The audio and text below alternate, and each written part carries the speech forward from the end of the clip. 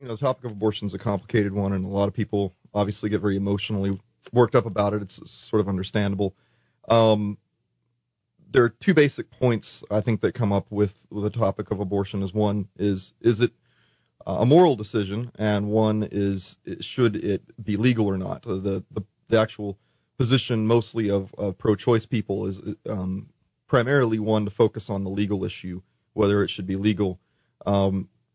The common misconception I think I see from a lot of Christians, mostly pro-life activists and stuff, I think is that the pro-choice position is sort of pro-abortion.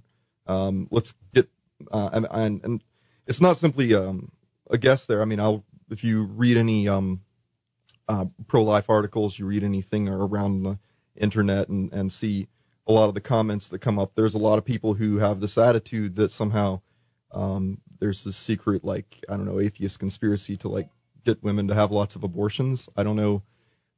That seems to be the idea that some people have. I'm not saying everyone has that idea, but I certainly, it's a medical procedure that carries with it a lot of risks. I don't think most pro-choice people are in favor of having more abortions. Fewer would be great. But the question of the legality is really whether the government has the right to control a person's body, ultimately. And the analogy I would tend to stick with is that if, for instance, if, for instance, I was if my kidneys were failing, and both of my kidneys were failing, and we found one person who was a match for donating a kidney for me, that person would then have to choose whether or not they wanted to donate that kidney. They could say no. And then I would end up dying because I wouldn't have a kidney. The state would not force that person to give up their kidney if they didn't want to. They wouldn't. It wouldn't be the state's privilege to basically tell a person what they can and can't do with their own body, even at the expense of someone else's life. So even if your opinion is that a fetus is a human being with the full rights of any other human being, which is a discussion that can be had from the scientific perspective, I would even, just for the purpose of the discussion, accept that as correct. That even if, but say basically that even if you considered it a human being with all the same rights as you or I, we still couldn't mandate that another person take risks with their own body for the benefit of someone else. Okay, so maybe that's a good place to have Vocab respond. We'll try to keep them as short as we can, so there can be good dialogue. Sure, I would say my basic position. I'll read a syllogism from Greg Kokel that I found helpful. It goes like this: first premise, it's wrong to take the life of an innocent human being without proper justification. Second, abortion takes the life of an innocent human being without proper justification. Third, therefore, abortion is wrong. There'll be kind of the basic outline of what I would say. And I would, hearing Dylan talk, I would have lots of questions off the jump. I would want to know in what way would he be able to biologically determine or call or say that the unborn is the woman's body, because he said you couldn't have the government mandating what you could or couldn't do with your body. That'd be the first question. And the other question, I would wonder if he sees a difference between what he described in his analogy about a kidney, where the person would passively let that person pass. Mm-hmm. But when you talk about abortion, you're not talking about something passively happening. It's very purposeful. There's a lot of things that have to happen to be able to insert the proper tools into the woman. Then when those tools are inserted to the woman, depending on the size of the baby, they could be different chemical mixtures. They could be, if the baby's smaller, something regarding suction. Or when the baby's larger, it could be involved with curved, sharp instruments designed to pierce and almost they're sort of incisive type instruments. Mm-hmm. So I see a vast difference between your kidney analogy and that. That would be the first thing I would say, and from there I'd hand it over to you. Okay, yeah, sure. first off, let me be clear on some of the medical stuff you brought up there. One of the common misconceptions I see in the debate is that people often talk about, when they talk about abortion, they specifically treat it, they start talking about late-term stuff, things that are happening around 6 months, 7 months out, and what the abortion procedures, they talk about the procedures, at that level of the pregnancy, whereas abortions that are done at that late a term are always done for medical reasons. There's a severe deformity or problem with the birth. There's a medical risk to the mother, something along those lines. Abortions that are done voluntarily, which is ultimately what we're talking about for the most part, because even most people in politics are willing to allow, with the exception of maybe a few very extreme political figures, most of them are willing to allow abortion in the case of medical danger or, severe, some sort of severe medical problems. So the issue is really abortions that are done voluntarily. And those are, by and large, only done within the first 3 months of the pregnancy. With over 90% of the abortions actually in the U.S. are done in the first 3 months. So that's something I would be clear about. As far as the analogy goes, I want to be clear. Sure, if you say that the woman is not the fetus is not a part of the woman, that I have no problem with it. Even if you consider it, if you consider it a separate entity, I don't think it changes the function of the analogy, which is that it's living inside the mother.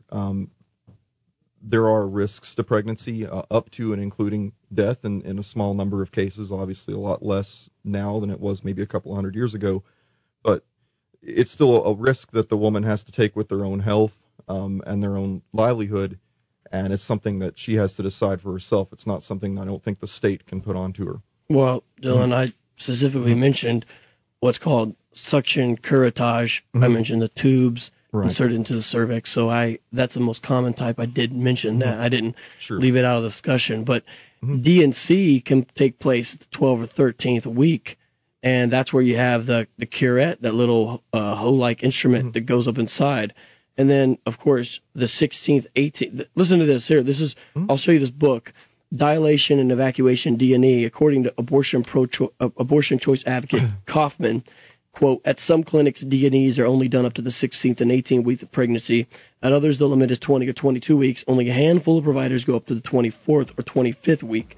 And when you talk about D&E, you're talking about very aggressive insertion and sort of an act of war on the unborn. That's what I'm going to say. And that's different than your analogy about passive. And all these methods are on the table, and all of them result in the same thing, which is the unborn die. Well, we will pick things back up on the other side of the break. Backpack Radio, talking about abortion. The other thing I would say is in regards to the woman's body, not for you so much, but for someone that's listening, because it's commonly used, and see, it seems like the argument shifts. A person starts out saying the government can't tell the woman what to do with her body. The pro-life person brings up the fact that it's not the woman's body, and there's simplistic ways to see this. For example, in prenatal surgery, the doctor always monitors two patients. He monitors the unborn's heartbeat. He monitors the mom's. That's recognized in prenatal surgery, which is a whole field now that you're dealing with two patients. Even if that's not, there's even more simple ways to think about it. For example, if the woman is carrying a male baby, it's clear that she is not a male. She does not have male genitalia. She's a female. It's just one. There's one person and there's another person. Now the question of, are they united in some way? Well, the baby is unborn. The baby is in the womb. The baby is connected to mom. That's the way it's set up. That's the way I would say it's designed. This is a true statement indeed. But a lot of time what I hear the abortion advocate bring back and basically say, well, he's sort of using her. It's kind of like he's dependent on her. That's true. But see, if the argument in any way lies on the fact that the unborn are dependent upon the mom. Therefore, there can be a question as to whether they are allowed to survive or not. Then where do you cut that off at? Because you can't just say, oh, all of a sudden you have a change in your location. You know, you take a 6-inch journey down the birth canal, and all of a sudden you're just bestowed upon all these rights. You're still dependent upon mom. It's in a different way, but you're still dependent. Children are dependent upon their parents for quite a long time. So, yeah, they're vulnerable. But a civilized, moral society, I would hope and think, wants to protect the vulnerable, most of which amongst us are the unborn. That would be what I would say in relation to that. I wanted to pick up from the other side of the break. Sure. Okay, a couple of things. First, I want to clarify, I'm not an abortion advocate. I'm pro-choice. Yeah, that's an abortion advocate. You advocate for abortion. And that goes back to the point that I made when I first started, that there's this notion that a lot of Christians promote that being pro-choice is promoting abortion. It's not the same thing. Do you believe that a woman should be able to have an abortion? Yes. You advocate for abortion. Why do you like pro-choice, which is a semantical game? I don't know what. It's not a semantical game. What do you? Okay, what do you for a woman's right to choose? Is she allowed to choose to kill 10-year-old children? See, it's a meaningless phrase, Dylan. That, again, pro-choice. No, it's not. Okay. And that, yes, it's not a meaningless choice of words. Pro-choice is advocating that a woman get to choose. It's not advocating that she has an abortion. Choose what? If she wants to choose to have an abortion, that she has that right.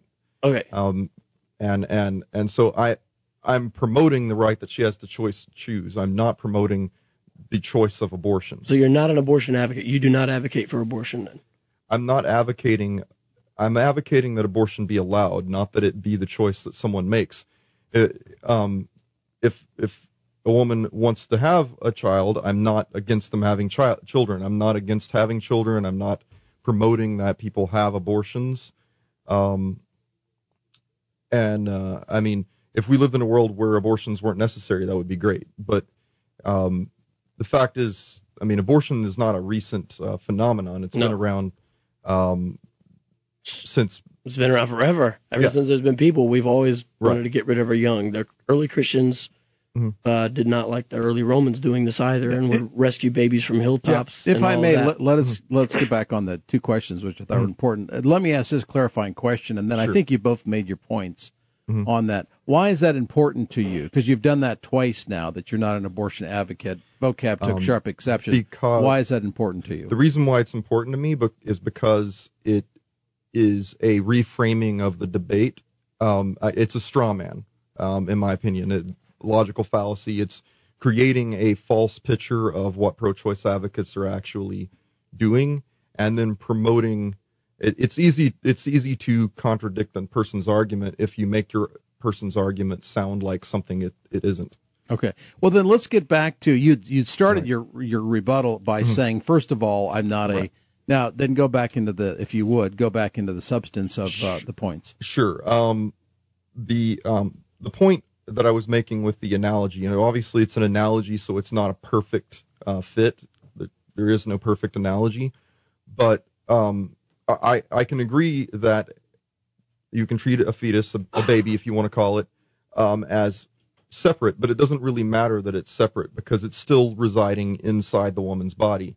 And if the woman says, my position is if the woman says, I don't want to be pregnant, the state doesn't have the right to say, sorry, you don't have a choice in that matter. She's already pregnant, though.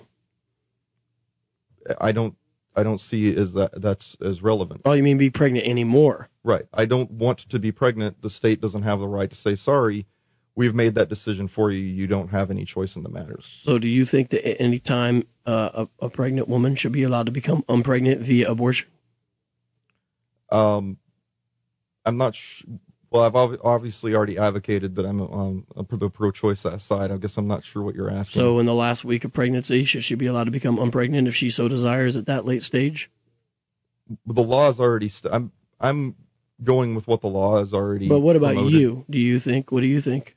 I don't see why that's a big question. It's not an issue. It's not a big question, it's just a question. Do you think in the very last week of pregnancy, a woman should be allowed to become unpregnant? If the state can't tell her, she can't be pregnant, then why would there be some mark of distinction between the first week and the last week? Of course we have to draw lines. I've never advocated that we don't draw lines. So where do you draw the line? Well, where the state is drawing the line, which I think is a reasonable place to draw it, is around the 20-week mark. What if the state changed the line? Why would the state need to change the line? The states change the lines plenty of times throughout American jurisdiction history. Sure, they do. Juris history. The question is what would be their justification for changing that line? I don't know. I don't agree with the whole rationale behind your position. So, but I don't understand why you can't answer. It's a straightforward question. Okay, you're wanting to draw the line at conception. That's a consistent position. Your position is arbitrary. Mine's consistent throughout. According to Catholics, your position is arbitrary too. Well, I don't understand actually that argument. Let's I think probably we'll get back to that a little bit later. Backpack Radio, talking about abortion. First, the thing that I was basically saying earlier is, according to the Catholic position on abortion, even the act of preventing the conception in the first place is actually considered immoral. So you're already drawing a line at a particular place, and there are people who want to draw that line earlier. There are people who want to draw that line later. To say that your position is, rational, and if somebody's drawing a line somewhere else, it's not rational. I don't know. I would agree with you that when you're talking about this, the line is blurry.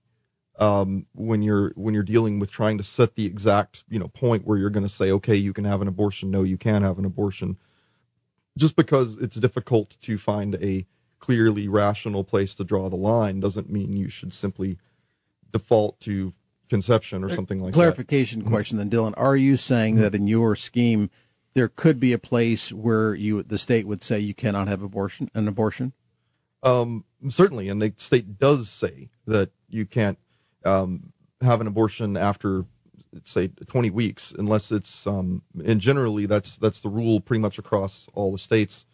After 20 weeks, unless you have a medical reason, you can't have an abortion, and to me that's reasonable because you've given a woman plenty of adequate time to decide whether or not she wants to be pregnant or not. There aren't any cases. I mean, even within the actual abortion procedures, almost all of the voluntary abortions are actually done in the first 12 weeks. So there actually isn't really a large number of women who are like 30 weeks along and suddenly decide, oh, I don't want to be pregnant. I'm not sure why you keep on saying there's these cutoff marks. I mean, all I got to do is Google abortion 21 weeks, and there's a story from February of 2009, 18 and pregnant. Gloria Williams went into an abortion clinic outside Miami and paid $1,200 for Dr. Pierre Jean-Jacques Renlick to terminate her 23-week pregnancy. 3 days later, she sat in a reclining chair, medicated to dilate her cervix and otherwise get her ready for the procedure. Only the doctor didn't arrive in time. According to Williams and the Florida Department of Health, she went into labor and delivered a live baby girl. What Williams and the health department say happened next has shocked people on both sides of the abortion debate. One of the clinic's owners, who has no medical license, cut the infant's umbilical cord. Williams says the woman placed the baby in a plastic biohazard bag and threw it out. I mean, the thing is, there's not this cutoff mark. Essentially, in our country, we have abortion on demand, and you can see further what this kind of lack of care of life ends up happening. But I don't think it's quite true what you're saying. What you're doing there is moving the goalposts a little bit. In what way? Because what you're doing is you're taking outliers. You're taking these outlier situations, and a lot of times there are situations like that happen. I read about them a lot, Dylan. I know. But it's like you can read about murders 30 times. You can read about murders all the time, but they're actually incredibly rare. People don't. Not in the case of abortion. Every time there's an abortion, there's a murder. Well, yeah. We might have to.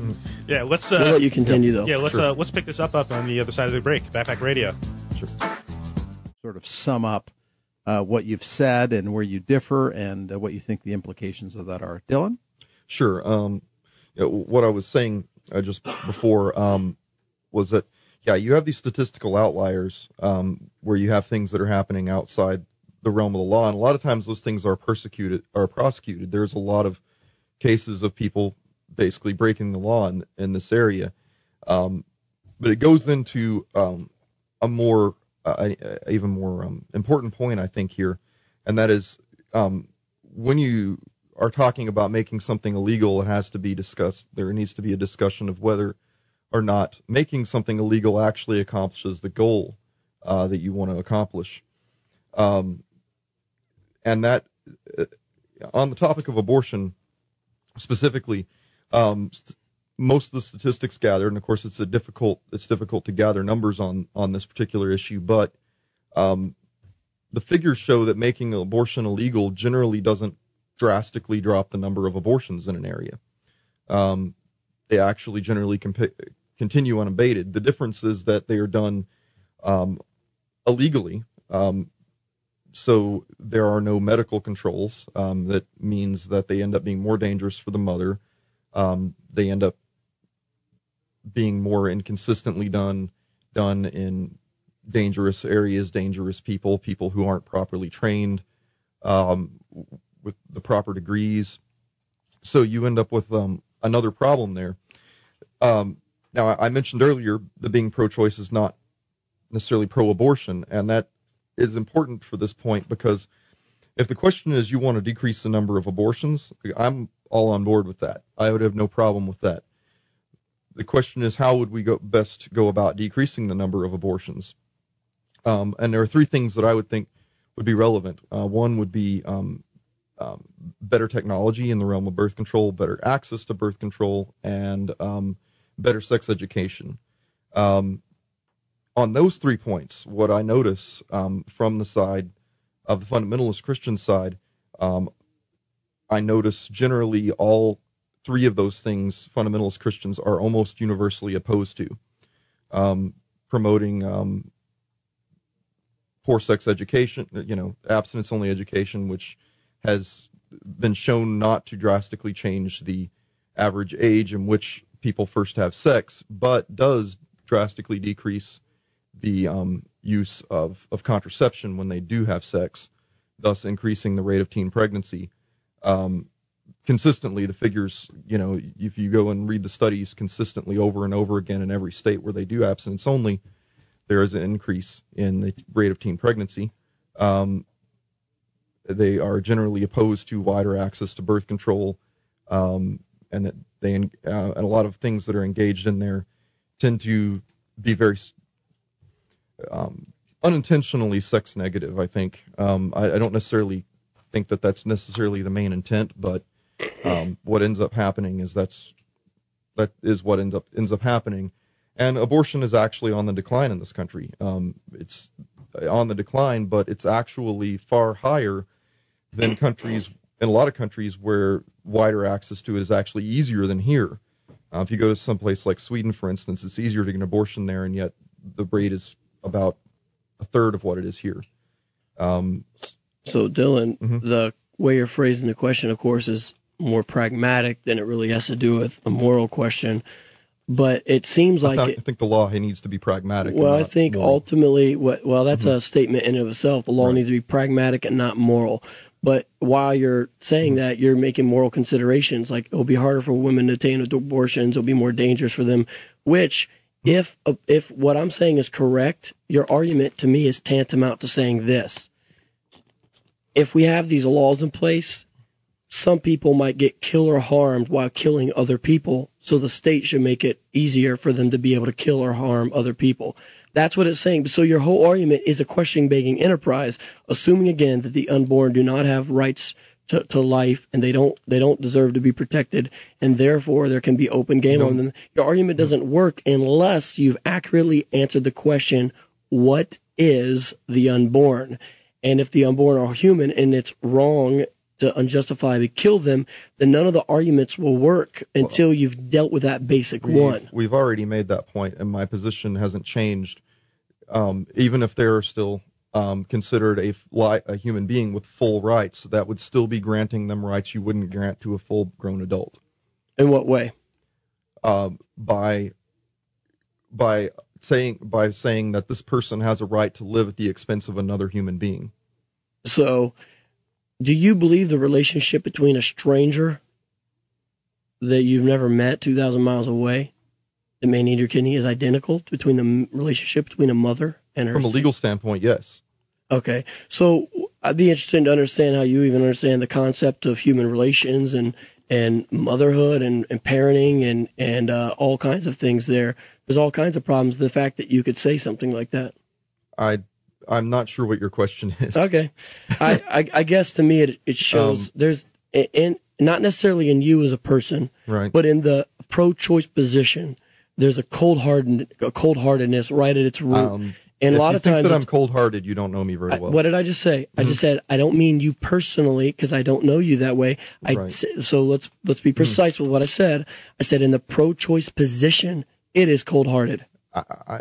I know lots of people who are pro-choice, and I don't think of any of them as cold-hearted. Many of them are, in fact, parents. I'm not, but do you think they should? How do you think the kid feels when they know that you could have killed me too, Mom? You just why does it change? I still don't understand. You take this trip and all of a sudden you're protected.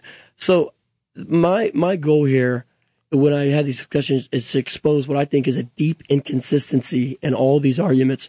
I don't think that. Well, I think your argument's inconsistent. I don't think you've demonstrated that at all, Dylan. And so it's not just a matter of just feeling and sort of all this. Obviously, I think I have demonstrated it. There's a deep, we're at an impasse. There's a deep inconsistency in the whole pro-choice argument. For example, we talk about lines and all this. It's very simple when it comes to biology because I could ask you this question and I know you know the answer. Biology is not exactly that simple. When does human life begin? I didn't say anything about rights or legality or personhood. If I asked you this question, when does human life begin? Meaning, when is the very beginning of a new human?